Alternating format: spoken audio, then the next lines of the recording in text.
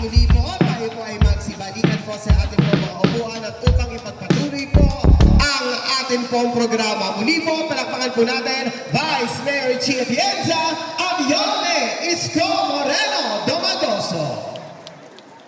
At sa mga pagkakataon po ito, mga minamahal ko pong nanay at tatay, sabay-sabay mo na po nating panoorin to. Noong ako ay bata pa, dinala po ako ng aking ama na si Daddy Mary Lido Atienza. Tulong sa mga kababayan natin na salam sa buhay. Noong ako po ay bagong isang tagapagbalita sa telebisyon, ako pa yung ng programa na magpapakita sa kondisyon ng ating mga kapatid na nasa laylayan ng lipunan para kahit paano may papakita po sa gobyerno kung ano ang problema ng ating bansa at kung paano tayo maaari makatulong. At dyan ko po nakita na ang tanging kasagutan dito ay ang pagturo sa ating mga kababayan na tumayo sa bilang makapaa sa pamamagitan ng mga library projects. Noong isang taon, tinanggap ko po ang pagiging direktora ng kababaihan ng Maynila sapagkat naniniwala ako na kapag mabigyan ng ating mga kababayan ng pag-asa at panlaban sa buhay sa munting proyekto at kasi na ito tayo nakakagawa ng mga makabuluhang mga bagay na maaaring maitaas ang antas ng buhay ng ating kababayan. Natapos ng pag-aaral sa De La Salle University bilang Political Science Major in Governance, ang kasalukuyang direktora ng Kababaihan ng Maynila at siyang magpapatuloy ng programang Buhay ng Maynila na sinimula ng kaniyang ama ang ating magiling at mahusay na alkalde, Mayor Lido Atienza. Isang mahusay na news anchor at journalist at isa ring artista at executive producer ng programang Maynila sa GMA7. Ang napili ni Yorme na siyang maging katuwang niya sa muling pagbalik ng gloria at ningning ng ating lungsod. Palakpakan po natin ang ating Yorme's Choice, ang bagong liwanag ng Maynila, Vice Mayor Chi Atienza.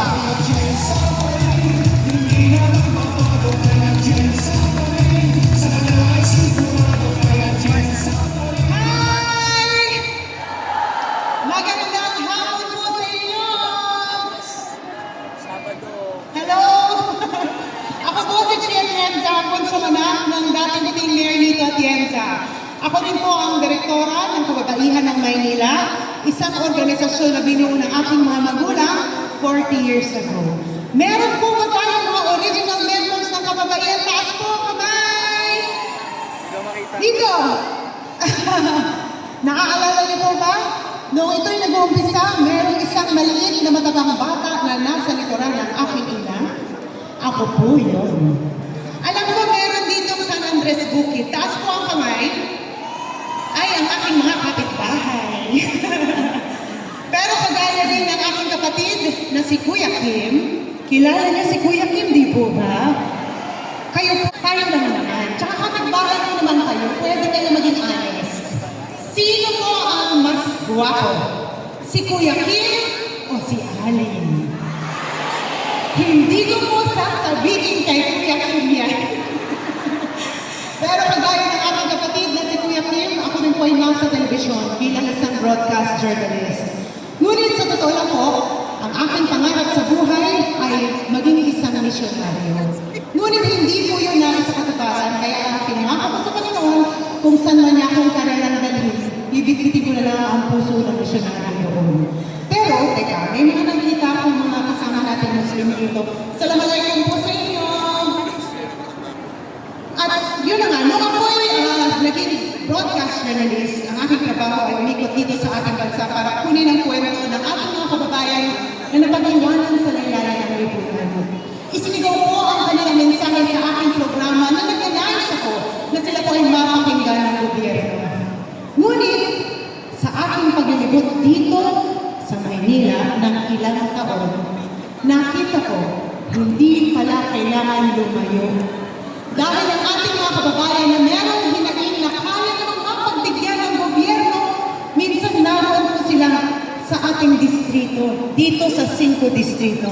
Minsan sila, nagnanais tayo ng isang simple simpleng bagay na alam natin na kailangan o kaya naman na gawin ng gobyerno. Ngunit, kung ang gobyerno pala ay hindi marunong makinig sa tao, ika nga po ni Yorme, na nga pala tayong lahat. Kaya nung pinanako ni Yorme kung maaari niya ako maging katambal, ang una ko pong ginawa, tinignan ko kung pareho po kami ng puso at advocacy ang pinaglalaban. Pero bago yun, alam niyo to. Ano po ang tawag niyo sa aking ama? Naalala niyo po ba yung shirt niya na laging maraming bulaklak? Ito, may kakwento lang ako. Alam niyo po, ako ang pang-anim sa magkakapatid. Ako po ang bunso. At alam po yan ng buong pamilya ko na pag ako ay tumayo sa isang bagay, kahit na magkampi-kampihan ang lahat ng mga kapatid ko, hindi po ako natitinag. E kamakailan, nung malaman po nila na ako ay magiging katambal ni Yorme, pinagplanuhan po nila akong lahat. Nalaman ko na ipapasuot daw po sa akin ang polo shirt ng aking ama. At dahil na-nervous ako na ipipilit nila sa akin to, dahil ang sabi nila, si Ali daw, sinuot daw yun dati nung siya'y nangangampanya. Naalala niyo po yun? Inunahan ko po sila. Kaya kinabukasan, pinalagyan ko ng malaking bulaklak ang aking likuran. Iikot ako dyan para makita niyo. Kaya po makulay na bulaklak ang aking pinalagay dahil naniniwala po ako sa pagiging inklusibo. Sabi po ng Panginoon, lahat tayo pantay-pantay sa Kanya. Tama po ba ako? Ngunit kung meron ako isang bagay na natuklasan sa aking trabaho, hindi po patas ang panlaban ng lahat.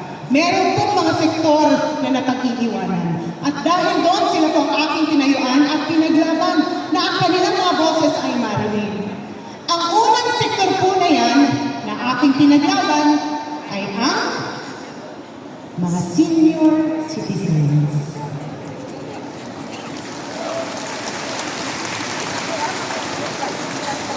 Taas po ang kamay ng mga senior citizens ngayon. Diyos ko, hindi ko akalain lahat na kayo senior citizens. Akala ko kanina pagpasok namin ni Yorme dito, mga teenagers lang kayo. Alam nyo, kaya ako kayo pinapaglaban na marinig ang inyong mga hinaling. Dahil naniniwala po ako na kung hindi nyo kami minahal at inalagaan na kami ay bata pa, lahat po kami dito sa harapan, wala kayo dito. At nung nagbaliktad na kami ang malakas, kami naman dapat ang mag-alaga sa inyo. Kaya ganyan po ang ginawa ni Yorme nung siya ay alkalde ng Maynila at nakita ko. Mahal na mahal po niya ang mga senior citizens. Naramdaman niyo po ba yun? Alam niyo, ngayon lang ako nakakita ng senior citizen na 10 taon na pong nakaupo sa wheelchair na hindi na po naglalakad at nang nakita si Yorme, biglang tumayo at tumalong at sumigaw na bumalik ka na. Sabi ko, mahal na mahal ka nga ng mga nanay at tatay. At nalaman ko rin na ang mga senior citizens, ang aming mga nanay at tatay, ang nagtatanggol kay Yorme pag merong paratang na binibigay ang kabilang. Kaya sabi ko, mahal na mahal nga ng mga nanay at tatay si Yorme, kaya tinignan ko kung ano ba ang ginawa niya para sa inyo. Naaalala niyo po ba, noong panahon na si Yorme ay alkalde ng Maynila, kumakatok ang gatas na insure sa inyong mga bahay buwan-buwan? Ngunit nalaman po namin, wala naman pong insure. Ito po ay naging stick-on. Naging stick-on na lang daw po.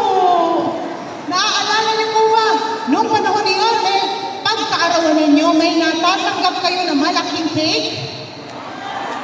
Nalaman po namin na ang malaking cake ay naging cupcake. Ang sabi nga po ng iba, pati cupcake, nga na daw. At naaalala niyo po ba, noong panahon ni Yorme, merong 500 pensyon na binigay. Doon po nag-umpisa ang pagbibigay ng pensyon sa ating mga senior citizens. Kaya nung nakita ko lahat na ito, nakita ko, mahal na mahal nga kayo ni Yorme. At dahil doon, sinabi ko, check, pareho tayo ng first love. Ang pangalawang sektor na aking tinayuan at pinaglaban na sila ay marinig, ay ang ating mga kapatid na may kapansanan.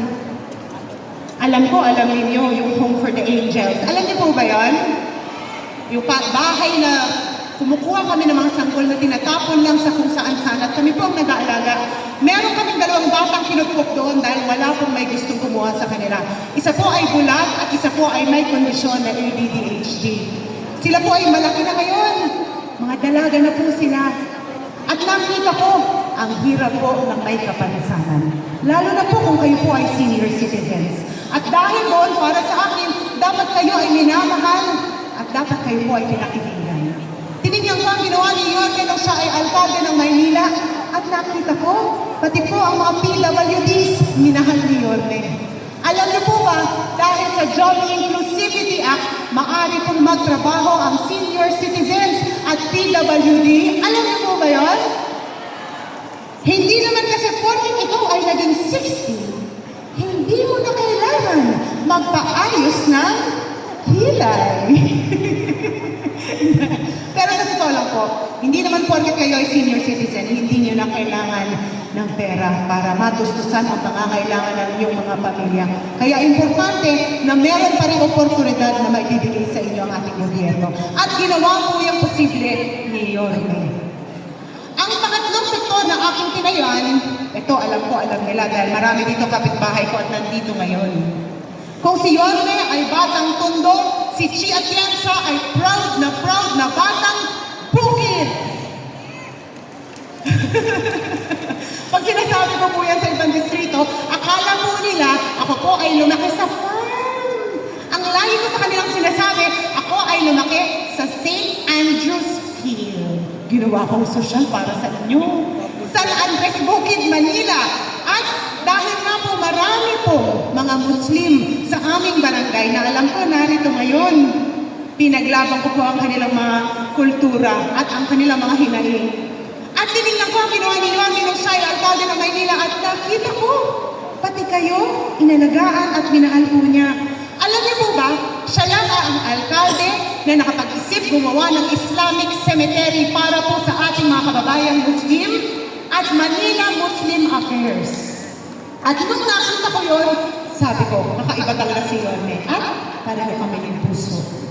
Ang pangatlo at panghuling sektor na aking tinayuan, pero bago, magkakwento muna ako. 25 years ago, nung ako po ay nagtatapos ng kolehiyo sa De La Salle University sa Taft Avenue. Alam ko meron rin mga taga dito doon. 25 years ago po ako ng kolehiyo. Kaya ko lang talaga kailangan sabihin 25 years ago. Dahil akala po nung iba, 25 years old lang po ako. 43 years old na po si Chi Atienza. May 3 anak na at halos 20 taon na po akong may asawa. Hindi na po ako dalaga. Dala na po ako. Pero ang totoong kwento ko doon, nung ako po ay nagkakolehiyo at ang aking ama ay alkalde ng Manila, ang utos po niya sa akin, maghanap daw ako ng trabaho. Dahil ako daw po ang mamabayad ng tuition fee ko. Alkalde po siya ng Manila noon. Kaya buti na lang, na-discover po ako ng ABS-CBN at ako po ay naging working student.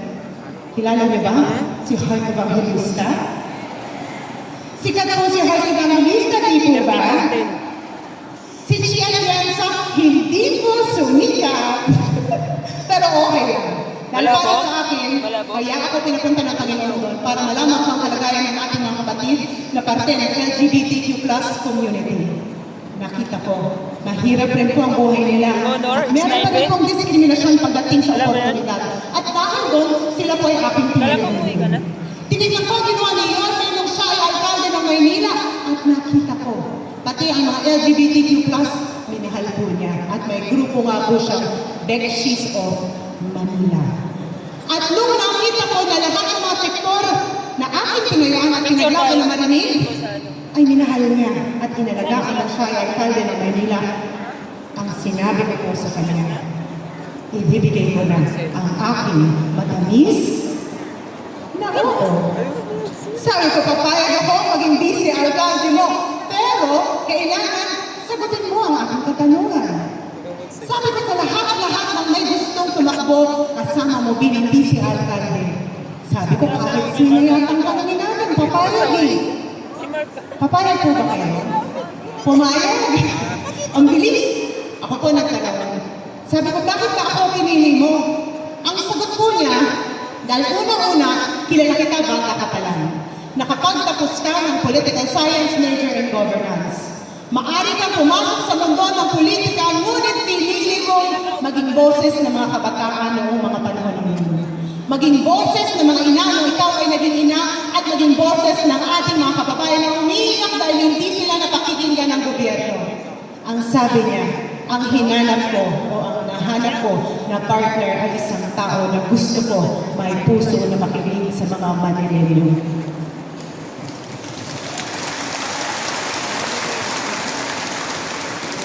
At dahil ako po ang direktora ng Kababaihan ng Maynila, para sa kababaihan ng Maynila, lagi namin sinusulong ang livelihood dahil naniniwala po kami ng ating mga kababayan dapat sinusuportahan. Para sa akin lang, ang ating mga kababayan na umiiyak, niluluto ang kanilang mga katawan araw-araw sa ilalim ng ulan at ng araw para kumita ng kapiranggot para matustusan ang pangangailangan ng kanyang mga pamilya. Dapat po, sila ay minamahal, inaalagaan, at kahit kailanman, hindi sila dapat sinasaktan. Ang ating mga kababayan na nawalan na ng pag-asa dahil sa hirap ng buhay, dapat sila ay inaalalayan sa pamamagitan ng livelihood. At nung sinabi sa akin ni Yorme na susuportahan niya ang livelihood para sa Maynila, ang sinabi ko po sa kanya, ipaglalaban kita hanggang sa dulo ng mundo dahil naniniwala ko na ikaw ang karapat-dapat na alkalde dito sa lungsod ng Maynila. Alam niyo, sa lahat ng mga distrito ng aking nilalatagan ni Yorme, iisa lamang ang sinisigaw ng lahat. Ano nga po yun? Bumalik ka na!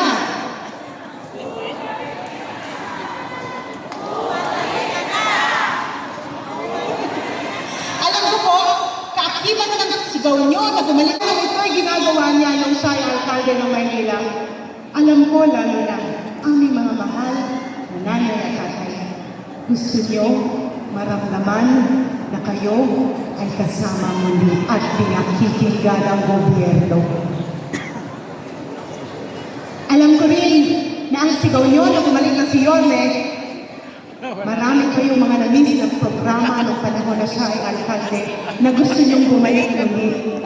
At dahil nga po kayo ay mga senior citizens o nanay at tatay namin, alam ko rin na gusto ninyo na sa nalalating taon na nandito kayo sa mundong ibabaw, gusto niyong maramdaman na kayo ay mahal pa rin ng gobyerno ng Maynila. At alam ko rin na gusto ninyo na kung balang araw lilisan ninyo ang mundong ibabaw, ang iiwan yung mundo sa inyong mga anak at mga apo ay magiging mas maganda sa nasilayan nyo. Huwag po kayong mag-alala dahil babalik na po si Yorme Isko Moreno Dumagoso. Ngunit, kung maaari, sana isama niyo rin po si Chi at Yensa. Ang trabaho po ng vice alcalde ay maging presiding officer, maging ina ang konseho, gumawa ng mga batas, polisiya, programa, resolusyon na dapat akop sa mga pangangailangan nyo. Kaya dapat, kung pipili, kung meron ako isang bagay na kaya ko ipapalaki sa aking sarili, alam ko po, bata pa lang ako, sinisigaw ko na po ang iyak ng ating mga kababayan na wala pong nakikinig sa kanila. At bata pa lang po ako, hinulman ako ng aking ama para ipagpatuloy ang kanyang nasimulan dito sa Maynila. nakita ko po kung paano maging magaling na Vice Mayor dahil siya po ay naging Vice Mayor ng 2 termino. Nakita ko ang mga magagandang nagawa niya at ang mga bagay na pwede pang mas pagandahin. Kaya alam ko, pag pinagsama niyo kami ni Yorme, meron na kayong puso, meron pa kayong maraming kamay na mabilis kikilos para masolusyonan ang inyong mga problema at marinig ang inyong mga hinaing.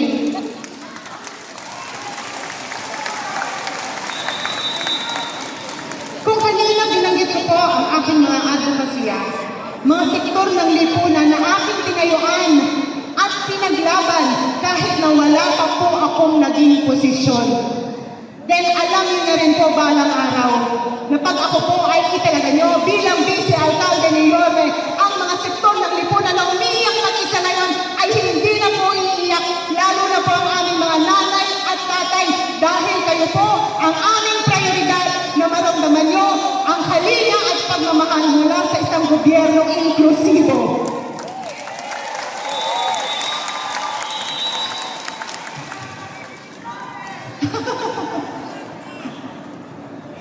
Alam niyo po, bago ko umalis sa kahit na anong lugar, nag-iwan po ako ng alaala. Ayoko po kasi na maalala na lang sa akin ay ang aking mukha.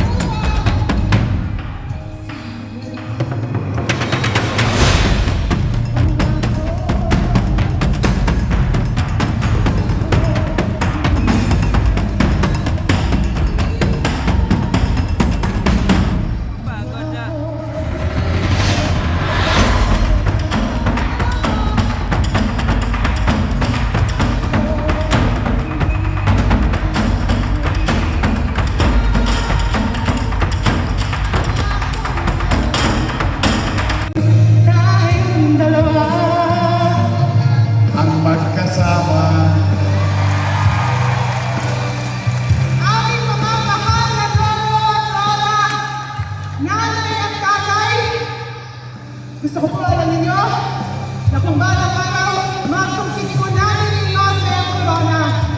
Ang corona nito ay hindi po mapupunta sa aming ulo. Ito po ay mapupunta sa ulo nyo, at sa ulo ng susunod na henerasyon dahil yan po ang rason kung bakit kami nandito ngayon. 5 distrito, kayo po ang aking pamilya. Kayo po ang aking bahay. Sana tulungan niyo po ang buong lineup ng Your Miss Choice, ang aming mga konsihal, ang aking pangalawang ama na si Congressman Amanda Bagachin, at makakaasa po kayo na tatangos ang inyong mga ilong na kayo ay Manileno. Mahal na mahal na mahal po namin kayo. Maraming salamat po. Iniwan sa gitna ng ating laban sa pandemya ang isang taong tunay na nagbigay ng pagmamahal, malasakit at kalinga sa aking mga nanay at tatay. Ang batang galing sa hirap, nagsumigaw. Ang batang Maynila, Yorme Isko Moreno Tomagoso.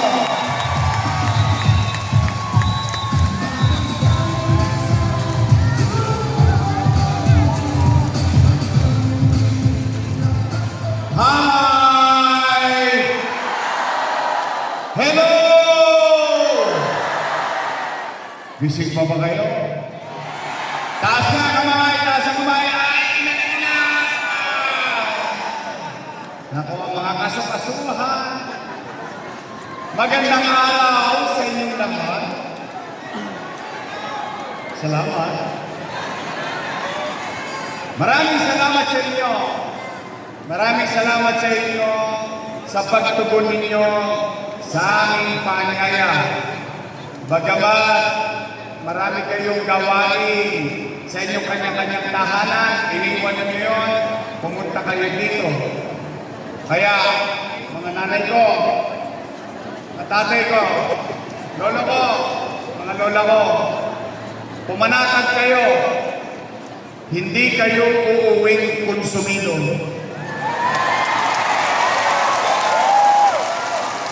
Opo, alam niyo naman, pag maghahalalan, ang mga politiko magkakaaway. Yung magkakapitbahay, magkakaaway din. Pagtapos ang halalan, yung mga politiko, pati-pati na. Yung magkakapitbahay, magkaaway pa rin. Kaya, pumanatag kayo dyan. Dito, hindi kayo uuwing may pukot, galit, o inis. Dahil wala kayong maririnig na panira. Di namin sasayangin ang araw ninyo. Akalain nyo, mag-alas 6 na. Mamaya, maraming tataob na kaldero. Wala nagsaing sa bahay. Nandito na. Opo. Kamusta kayo? Mabuti naman. Hindi salamat sa Diyos. Abay, bakit? Tingnan po ninyo. Salamat sa Diyos. Mabuti tayo ngayon. Sapagkat ilang taon pala ang nakakalipas. Lahat tayo, kasama kami, nangangamba, natatakot, na baka ma-infeksyon tayo ng COVID-19, dala ng pandemya. Pati, mahal natin sa buhay, kinatatakutan natin sa loob ng bahay. May humahadji lang. Hadji! Ay, COVID. Tama po ba? Kaya, salamat sa Diyos. Ano naman ang nangyari sa ating hirap na pinagdaanan at ano man ang hirap na pinagdaraanan natin ngayon. Eh, salamat sa Diyos, buhay pa tayong lahat. At katulad ng isang kasabihan, habang may buhay, may asa. Naman. Nay, mga lolo't-lola ko, matanong ko lang po kayo, bakit ba kayo naghahanap ng ibang mayor? Eh meron namang mayor na nakaupo.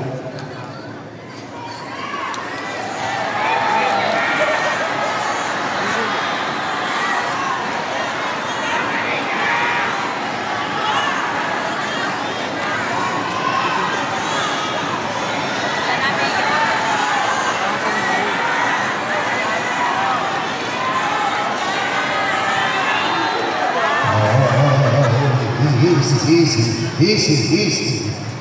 Puso nyo, nakadikit lang yan. Hindi, dahil kasi, kaya ko lang naman naitanong.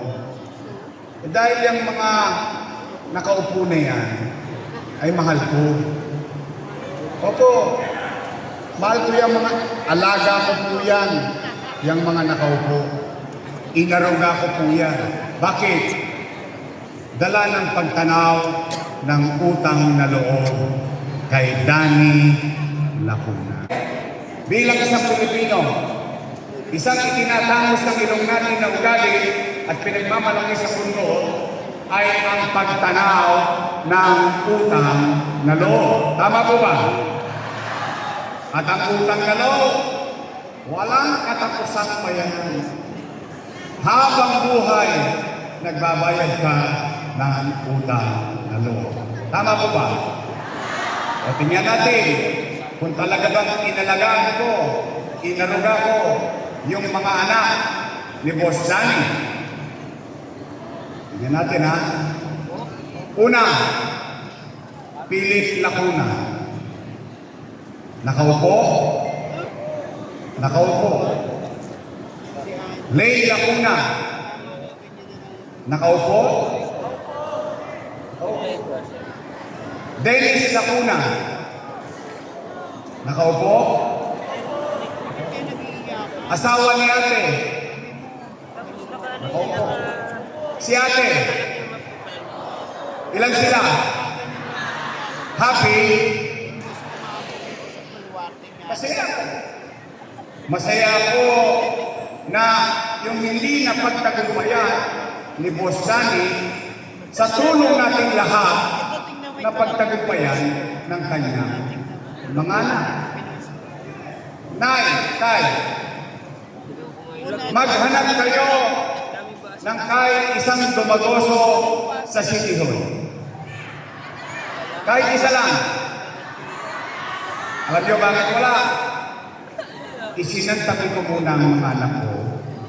Inayos ko muna yung mga anak ni Boss Danny bilang pagtanaw ng utang na loob. Tanong, Yorme, tatanaw ko pa ng utang na loob?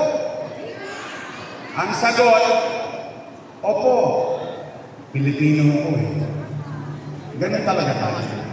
Kaya naman, ang pakiusap ko lang, pwede ba sa ibang bagay na lang ako tatanaw ng utang na loob? Bakit? May utang na loob din naman ako sa taong bayan eh. Kung wala ang Diyos at wala kayo, wala ako sa kinalalagyan ko ngayon. Masama bang dinggin ko ang panawagan ng taong bayan? Eh yung taong bayan na sumisigaw, bumalik ka na. Bumalik ka na.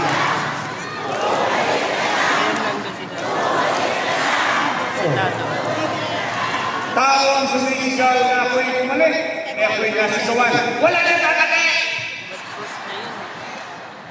Napanood mo? Napagalitan tuloy ako eh.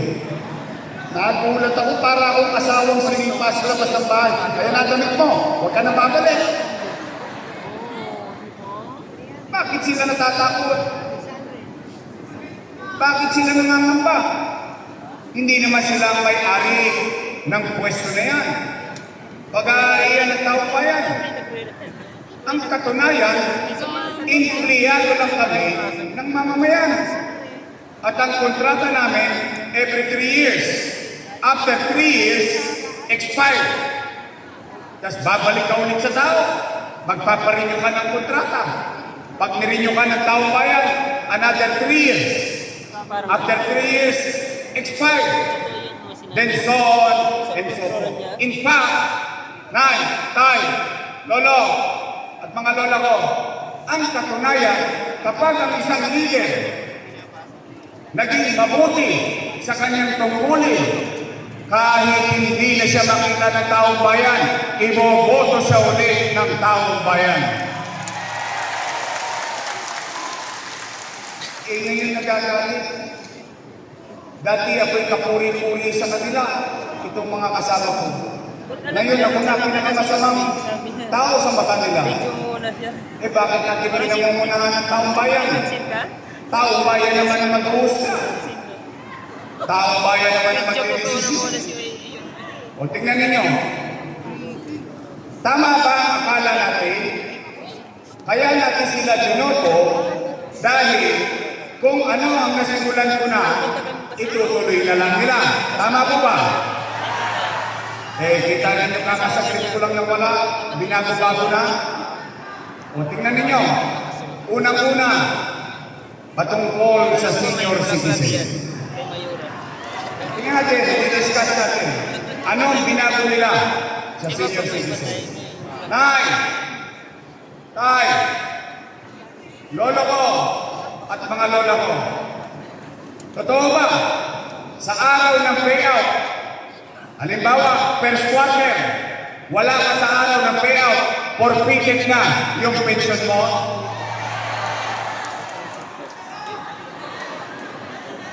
Bakit gano'n? O, alalahanin natin.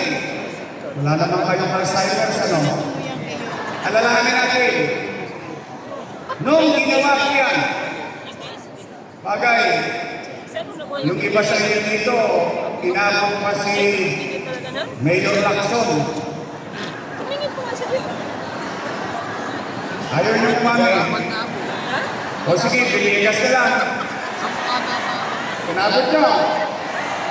Kaya ko yung nabanggit, sa dinami-dami na nagdaang mayor, sa buong buhay niyo sa Maynila, first time, bumoto kayo ng batang mayor.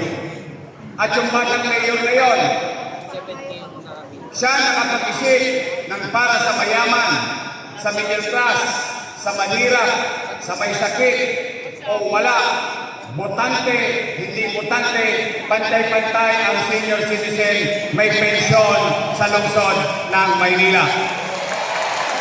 Tama ba? First time. Noong lumang panahon, wala. Eh, buti na yung maliwanag. Baka mamaya mali ako ng train ko. O, sige. Ano sabi ko? Mayaman, middle class, mahirap, may sakit o wala, botante, hindi. Anong binago nila? Eh ngayon, anong ginawa nila sa mga matatanda? Ibig sabihin, kapag wala ka sa araw ng payout, cancel na ang pension mo. Tama? Eh nung araw, nung ini-implement ko yan, nung ginagawa ko yan, ano sabi ko sa mga matatanda? Nay, tay, huwag kang mag-alala. Kapag hindi mo nakuha yung first quarter, doble ka sa second quarter. Tama ba? Pag hindi mo nakuha yung first quarter, second quarter, pagdating ng third quarter, triple ka. Tama? In fact, ang sabi ko pa noong tay, lolo-lola, pumanatag kayo, huwag kayong mag-aalala. Pag hindi nyo nakuha ang January hanggang Nobyembre, pagdating ng Disyembre, maglulubi-lubi tayo. Lubi-lubi. Enero, Febrero, Marso, Abril, Mayo, Junio, Julio, Agosto. Hey!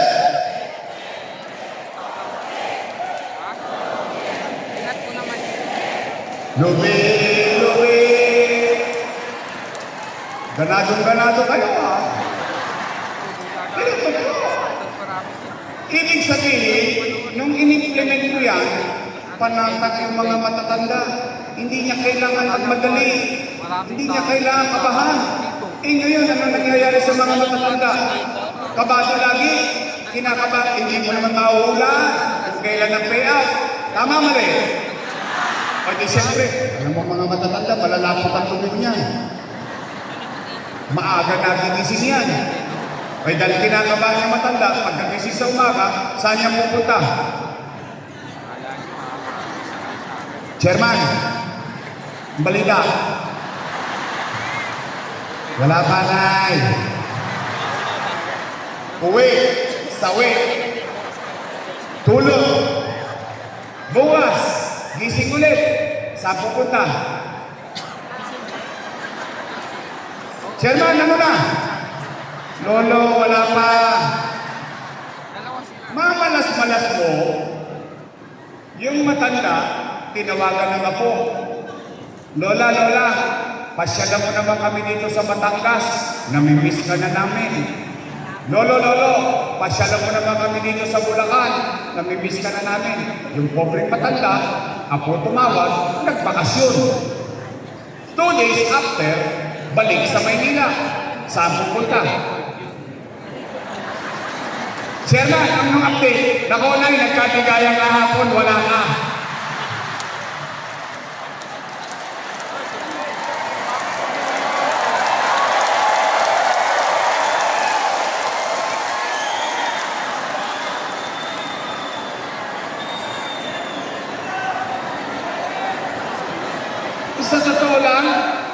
Sa totoo lang, Hamilton, sa totoo lang, 500, simula dito, sa Ninoy, kauwisan nyo, hindi naabot yung 500. Totoo lang, yung iba nga sa inyo dito, may 500. Kaya lang, itinatangos mo lang ng ilong, iniyayabang mo lang na senior citizen ka ng Maynila sa hinaba-haba ng panahon ng pagbabayad mo ng amilyar, sa hinaba-haba ng panahon ng paninirahan mo sa Maynila. For the first time, minahal ako at prioridad ako ng lungsod ng Maynila.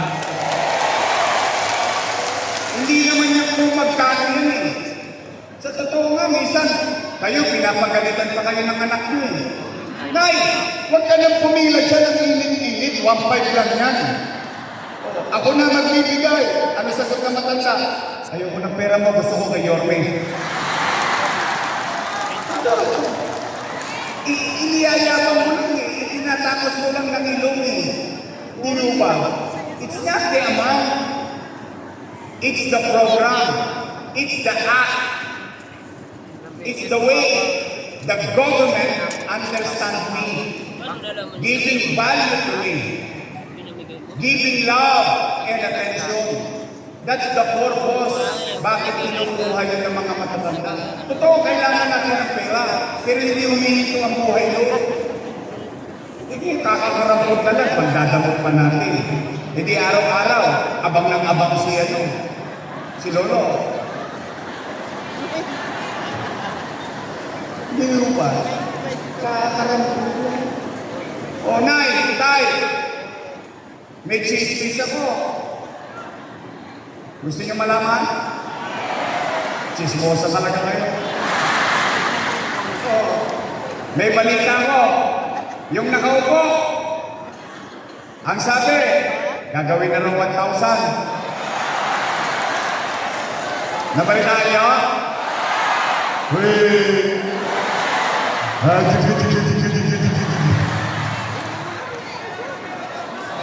Sabi naman ng isang kandidato, gagawin daw 2,000. Wait!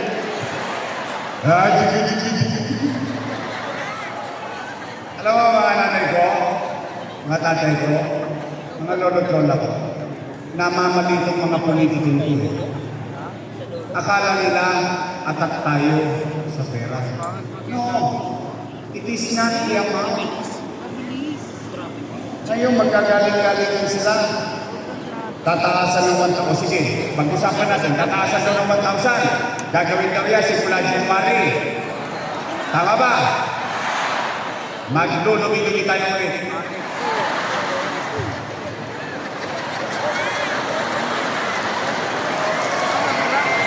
January, February, March, first quarter, no magka, 3 bulig.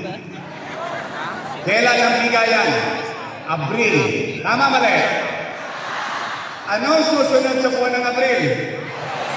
Anong meron sa Mayo? Alam na dis. Alam niyo naman kung anong dahilan kung bakit nila ginagawa yun, ano? Alam niyo? Bagay. Matatanda na kayo. Alam niyo na ang tama at mali. Basta naunawaan niyo kung bakit nila ginagawa yun, ay panatag na ako. Mga nanay tatay ko, I trust you.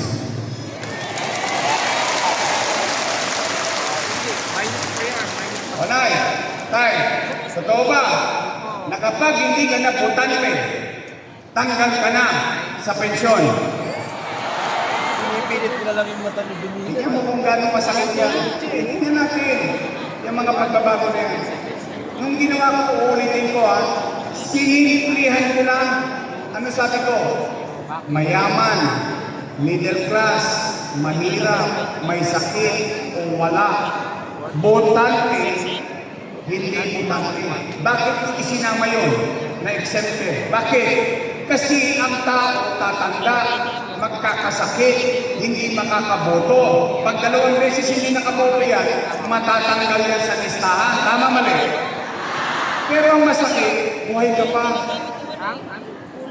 Humihinga ka pa. Tao ka pa. Ibig sabihin, pag walang boto, walang pensyon. Wow! Lupit mo, Teng. Masakit yun. Sa inyo man mangyari yun eh.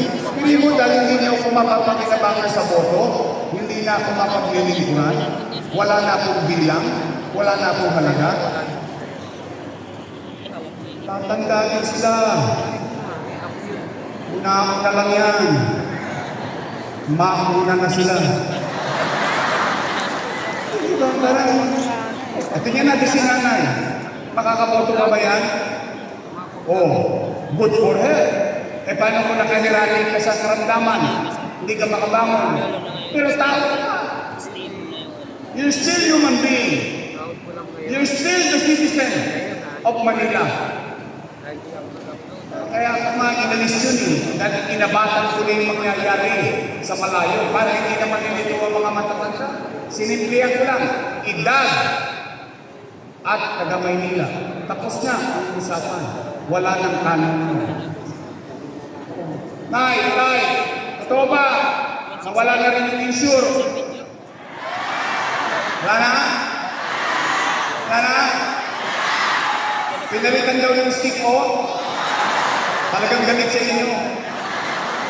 Binibigyan ko kayo ng insure para humaba ang buhay niyo eh. Binibigay sa inyo, stick ko, diabetes. Talaga wala na yung nasa lata? O nay, tay, pasensya na kayo meron kayo diyang insure. Nakita nyo? Pagpasensya na ako, wala naman ako sa pwesto eh. Kaya nasa konti lang. Kaya awan Diyos, kung manatag kayo, pagdating ng araw, ibabalik ko yung lata. Nay, tay, wala na rin daw yung black rice saka brown rice. Wala na. Naalala ninyo, tuwing Pasko, may regalo ko sa bawat pamilya. On top of that, sa bawat senior, sa loob ng pamilya, may extra sa aking regalo, yung senior. Tama? Yun yung brown rice, yun yung black rice, na minsan na magalitan pa ako ng matanda. Sabi sa akin ng matanda, ikaw, hindi mo na kami mahal. Bakit po? Yung binigay mong bigas, ulit pa. Ang hirap ng lutuin, ang kunat pa. Sabi ko, Nay, yan yung pinakamahal na bigas sa buong mundo.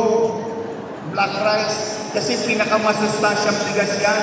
Yan lang yung may enjoy mo yung kanin na hindi ka kinakabahan kung magkakadiabetes ka o tataas ang sugar mo. Totoo yun. Pati yun nawala na. Totoo ba? Yung cake naging cupcake? Talaga? Kumita?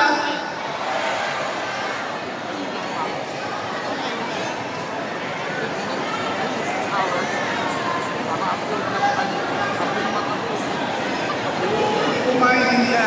Nay, real talk lang Hindi ko maintindihan. Bakit yung sa mga matatanda, pakunti na ng pakunti, pahirap ng pahirap, pawala man ng pawala.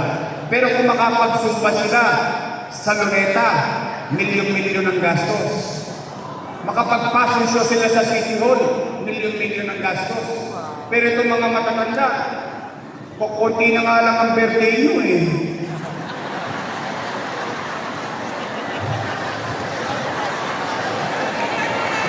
Nilitong lang naman. Alam mo yung gusto mong iparamdam sa matanda sa bahay? Yung pagmamahal mo sa kanya, sa nalalamig niyang araw sa mundo, may paramdam mo lang sa kanya na mahal siya. Mahal siya ng gobyerno, mahal ka siya sa gobyerno. They still have value in the society. That's the reason and principle behind that program. Kakakarampot na nga lang, pagdagamot. Sabi kayo na sabi sila, wala daw pera, walang pera kaya walang gamot. Sa health center, walang pera, maraming utang kaya walang gamot. Sa ospital, diba kayo nagkapera?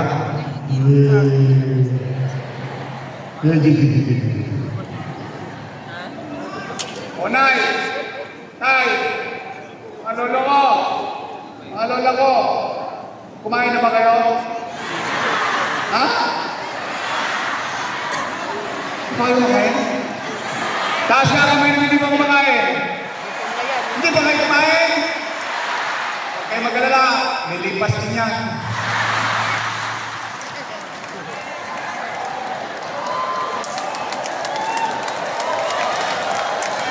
O sige, umuwi kayo at sabihin ninyo sa inyong mga mahal sa buhay na ngayong araw na ito, bubusugin ko kayo ng pag-asa. Sa pag-asa man lang, mabusog kayo. Sabihin ninyo sa inyong mga anak, sa inyong mga mahal sa buhay, may awa ang Diyos. Sa tulong ninyo, nakabalik tayo. Ibabalik ko ang lahat na nawala sa senior citizen.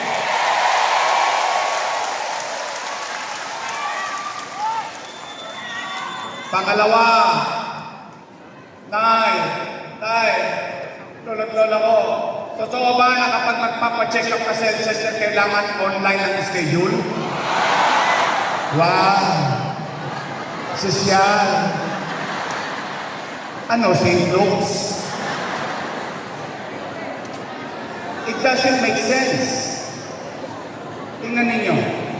Nanay ko, tatay ko, diyan yung mahalata na ang leader hindi na unawaan ang kanyang nasasakupan. Bakit? Online, schedule. Tingnan ninyo. Una, anong kailangan mo sa online schedule? Cellphone. Libre ba cellphone? Toskas ka. Ano pa kailangan mo? Load. Libre ba load? Toskas ka. Pangatlo, pinakamalupit. Hindi ka marunong mag-online.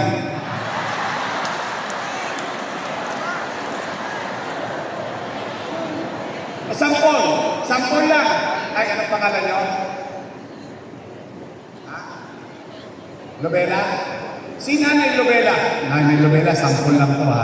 Hindi to mangyayari sa'yo. Sampol lang. Si Nanay Lobela, hinahapo.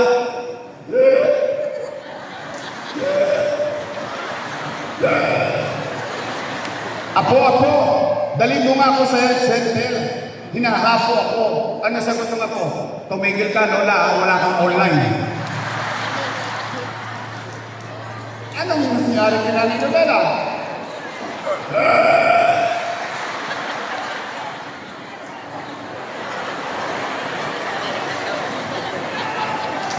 Kunin mo on. It doesn't make sense. Health center. It was established, and I will give credit where it's due. Nung ako'y mayor, at hindi ko lang panahon, lahat ng panahon na sinulat ko, si Erap, Alfredo Lim, Lito Atienza, Mel Lopez, Bagaching, Villegas, Lacson, lahat na nagdaang mayor hanggang magpasa akin ang taong bayan kapag magpapacheck up sa health center, 1-2 sawa. Anytime you can go to health center. Why? Because health center will not cure you. Health center will attend to your immediate healthcare needs. Yun ang isa nyo yung agaran. Andyan yung metformin, losartan, papa-injection sa pulmon, yung bata, babakunahan, yung test bone, i-check up, bibigyan ng iron, bibigyan ng calcium, yung apo mo, may tulok, bunyi, lahat ng pwedeng gawin, sa health center lang yun. Pag masama ang sitwasyon mo, dadaling ka sa ospital. Ngayon, kailangan ko bang magpa-schedule? Wow! Sosyal! Hindi nakakalungkot eh. Why choose it? Alam mo namang may hirapan ng tao. 2 taon at 6 na buwan, walang nakikinig sa mamamayan sa hirap niya. O kaya nay, pangalawang pangarap na iuwi ninyo sa pag-asa. Diawa ang Diyos, sa tulong ninyo, ibabalik ko yung dating sistemang magaang ng health center. Pangatlo,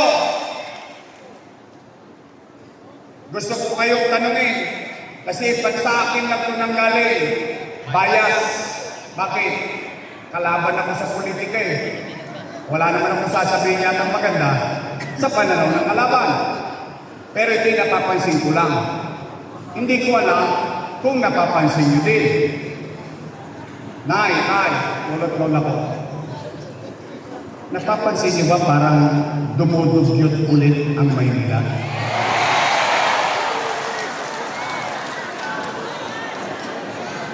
Oo. Bumubulo ulit.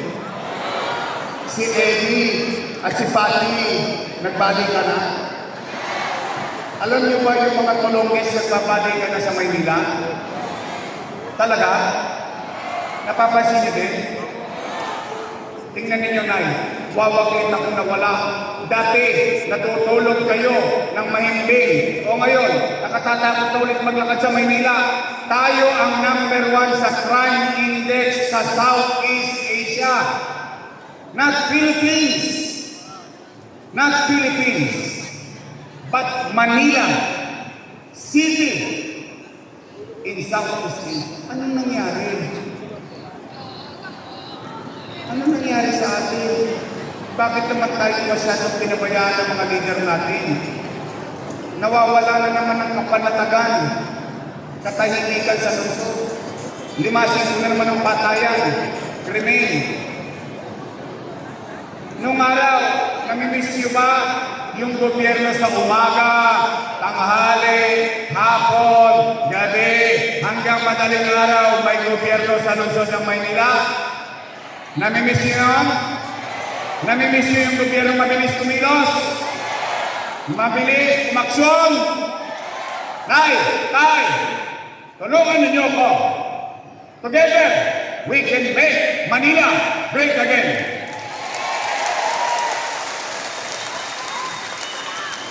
Pang-apat at panghuli na, para uwian na. Kasi pag umabot ko ng alas 7, mag-aabono si Amado Bagaching.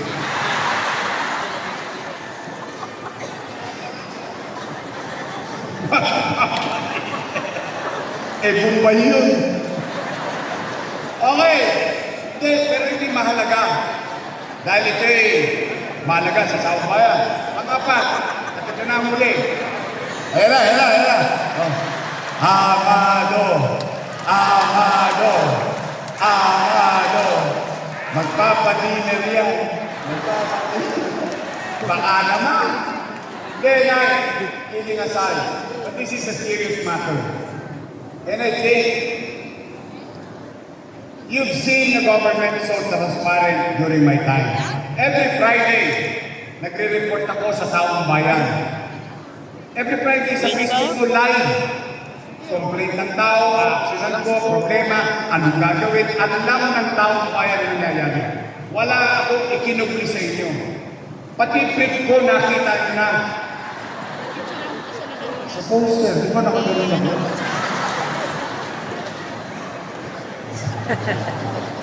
But kidding aside, itong sinasabi ng mga dating pumupuri sa akin, sa pata nila nung araw, ako'y kapuri-puri. Ngayon, ako na ang pinakamasamang tao sa mata nila. Ang sabi, Yorme, maraming iniiwang utang yan. Tama ba? Yun ang sinabi nila. Yun ang panira nila. Pero hindi nyo pa sila narinig anong ginawa nila ng 3 taon. Pero sinasabi nila, kaya kami walang nagawa, maraming iniwang utang si Yorme. Tama mali? Tanong! Gusto nyo malaman na sagot? Abay, dapat lang. Pera nyo yun. Pera ng taong bayan yun. Tama ba? At gusto nyo bang malaman ang sagot na ako mismo ang sasagot? Good. Nay, tay,